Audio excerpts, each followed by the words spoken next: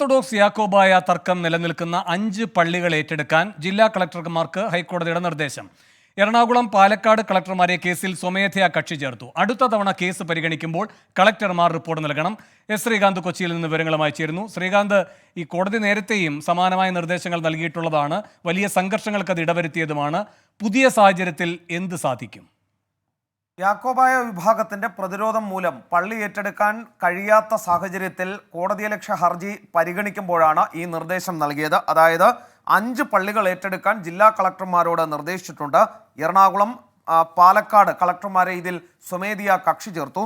പോത്താനിക്കാട്, മഴുവന്നൂർ, മംഗലം dam, Erikkinchira, Cherukunnam പള്ളികളാണ് ഏറ്റെടുക്കേണ്ടത്. ഇതിന്റെ താക്കോൽ ജില്ലാ കളക്ടർമാർ തന്നെ സൂക്ഷിക്കാനും നിലവിൽ ഹൈക്കോടതി ഉത്തരവിട്ടിട്ടുണ്ട്. അടുത്ത തവണ കേസ് പരിഗണിക്കുന്ന ഘട്ടത്തിൽ കോടതി മുൻപാകെ റിപ്പോർട്ട് നൽകാനും നിർദ്ദേശമുണ്ട്. പ്രശ്നത്തിന് പരിഹാരമാകുമോ എന്ന് കാത്തിരുന്ന് കാണാം. ശരി, തർക്കം നിലനിൽക്കുന്ന 5 പള്ളികൾ ഏറ്റെടുക്കാൻ കളക്ടർമാർക്ക് ഹൈക്കോടതി നിർദ്ദേശം. എസ് ശ്രീകാന്താണ് വിവരങ്ങൾ നൽകിയത്.